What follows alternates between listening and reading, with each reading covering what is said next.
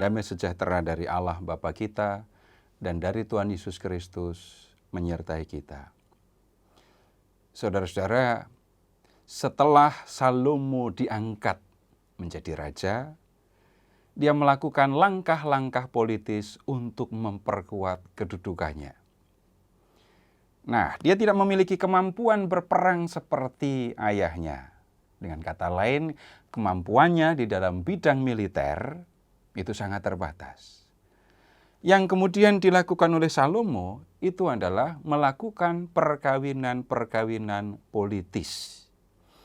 Kita bisa melihat itu di 1 Raja-Raja bab 3.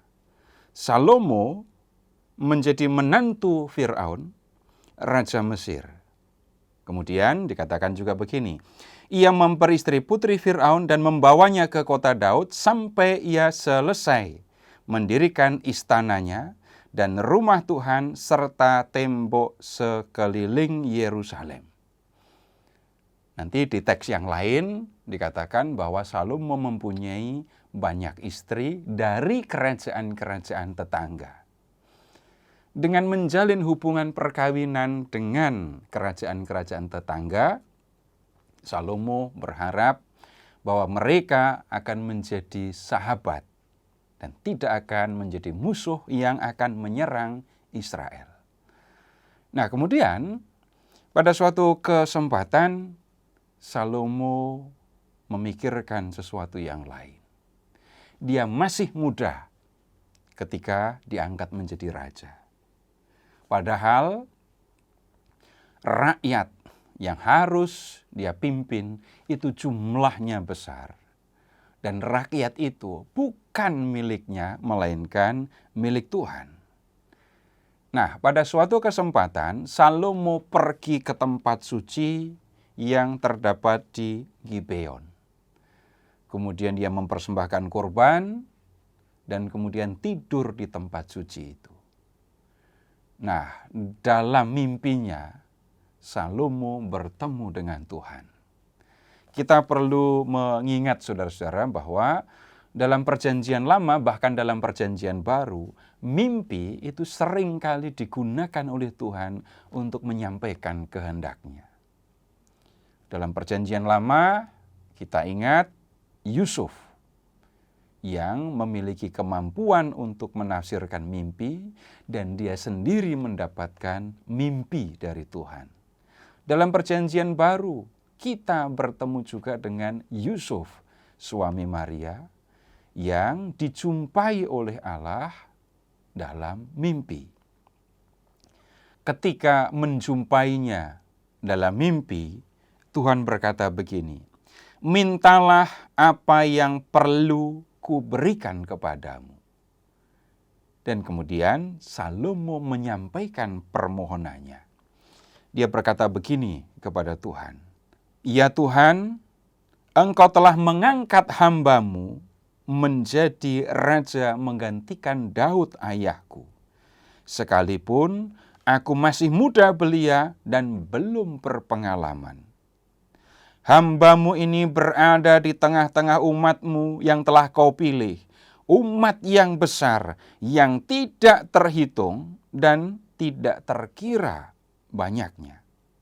Kemudian dia menyampaikan permohonannya begini, berikanlah kepada hamba-Mu ini hati yang penuh pengertian untuk menjadi hakim atas umat-Mu dan dapat membedakan antara yang baik dan yang jahat.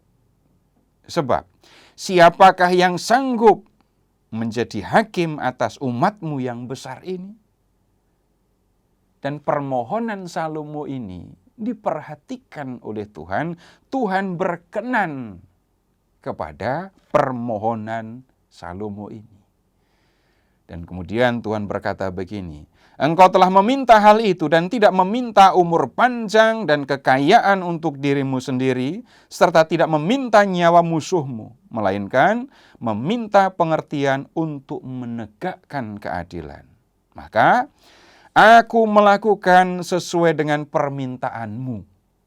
Sesungguhnya aku memberikan kepadamu hati yang bijak dan penuh pengertian, Sehingga sebelummu tidak ada seorang seperti engkau, juga sesudahmu tidak akan muncul seorang seperti engkau.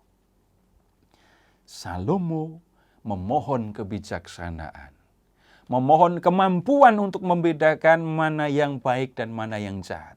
Dan ini diperlukan baginya ketika dia bertindak sebagai pemimpin Israel. Apa yang diminta oleh Salomo ini diperlukan mengingat kedudukan dan perannya sebagai raja sekaligus hakim. Hikmat Salomo itu tampak ketika ada 2 orang perempuan datang kepadanya, membawa persoalan mereka. Salah seorang perempuan itu berkata begini, "Ya Tuanku, aku dan perempuan ini tinggal serumah. Aku melahirkan anak pada waktu dia ada di rumah. 3 hari setelah aku melahirkan, perempuan ini pun melahirkan. Hanya kami saja, tidak ada orang luar bersama kami dalam rumah. Hanya kami berdua di rumah." Nah, anak dari perempuan ini meninggal pada waktu malam karena tertindih olehnya. Pada tengah malam ia bangun dan mengambil anakku dari sampingku, sementara hambamu ini masih tidur. Ia membaringkan anakku di dadanya, dan kemudian anaknya yang mati itu dibaringkannya di dadaku. Ketika aku bangun di pagi hari untuk menyusui anakku, ternyata anakku itu sudah meninggal. Tetapi ketika aku melihatnya dengan teliti pagi itu, nyatalah, bukan dia anak yang kulahirkan. Kemudian perempuan yang lain itu berkata begini, "Tidak, anakkulah yang hidup, anakmulah yang mati." Tetapi perempuan yang pertama membantah, "Tidak, anakmulah yang mati, anakkulah yang hidup."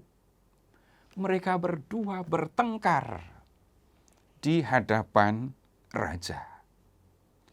Nah, tugas raja sebagai hakim itu adalah menunjukkan, memutuskan yang masih hidup itu sebenarnya anak siapa. Anak perempuan yang pertama atau anak perempuan yang kedua.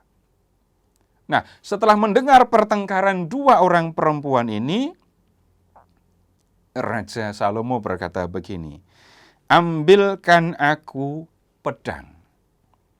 Lalu dibawalah pedang ke hadapan raja. Dan kemudian raja bicara kepada pengawal yang mengambil pedang itu tadi, "Potonglah anak yang hidup itu menjadi 2. Berikanlah setengah kepada yang satu dan setengah kepada yang lain." Jadi seolah-olah raja mau bersikap adil. 2 orang perempuan berebut 1 anak. Udah bagi 2 saja. Tetapi kita akan melihat bagaimana reaksi dari 2 perempuan yang bertengkar ini. Perempuan yang mempunyai anak yang hidup itu memohon kepada raja, sebab hatinya tergetar oleh rasa sayang kepada anaknya itu. Dia berkata begini kepada raja, "Mohon Tuanku, berikanlah kepadanya," perempuan yang bertengkar dengan dia itu, "bayi yang hidup itu. Janganlah membunuhnya." Di telinga perempuan yang anaknya masih hidup, membelah bayi menjadi 2, itu bukan perilaku adil. Itu adalah pembunuhan. Nah, ibu ini tidak mau anaknya dibunuh, dan daripada anaknya dibunuh, mendingan dia serahkan anak itu kepada perempuan yang bertengkar dengan dia. Nah, kemudian mendengar suara, mendengar ucapan perempuan itu, sikap yang berbeda itu ditunjukkan oleh perempuan yang kedua, perempuan yang anaknya sudah mati. Dia berkata begini, "Tidak untukku, tidak juga untukmu. Potonglah dia." Jelas bahwa ini adalah ucapan perempuan yang bukan ibu dari anak itu. Nah, raja mengetahui sekarang siapa sebenarnya ibu dari anak yang masih hidup ini. Jelas bahwa perempuan yang meminta supaya anak itu tidak dibelah dua, itu adalah ibunya. Ibu dari anak yang masih hidup itu. Dan kemudian raja berkata begini, "Berikanlah kepadanya bayi yang hidup itu. Jangan sekali-kali membunuh dia." Perempuan itulah ibunya. Nah, kita bisa melihat hikmat atau kebijaksanaan Salomo di dalam peristiwa ini. Seorang ibu tidak akan mau anaknya dibunuh, apalagi dibunuh di depannya.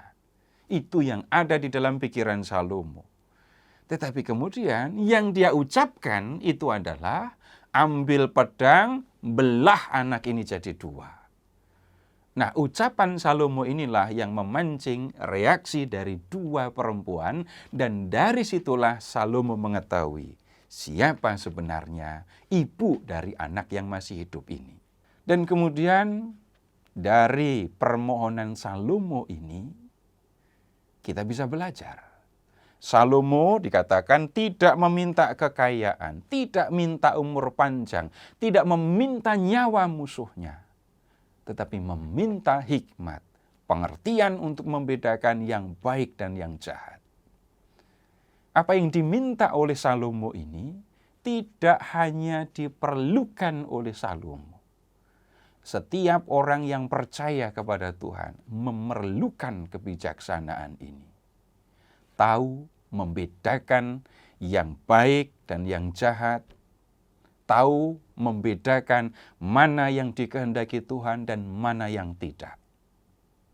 Dan orang yang bijaksana bukan hanya tahu. Yang kita perlukan bukan hanya pengetahuan, melainkan juga keberanian. Berani untuk memilih yang baik, yang benar, yang sesuai dengan kehendak Allah. Tanpa keberanian ini, bisa jadi orang tahu yang baik, tapi tidak memiliki keberanian untuk melakukannya.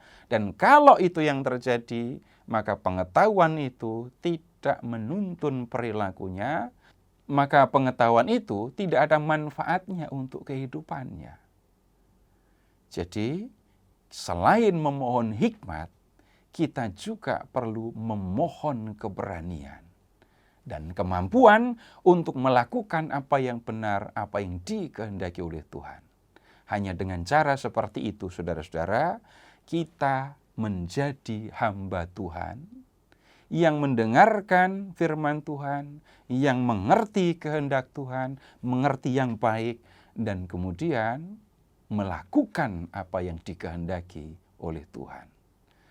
Terpujilah Allah Bapa yang telah mengasihi kita, yang telah mengaruniakan anaknya yang tunggal untuk menyelamatkan kita, dan yang telah mengutus Roh-Nya yang kudus untuk menuntun kita di jalan keselamatan.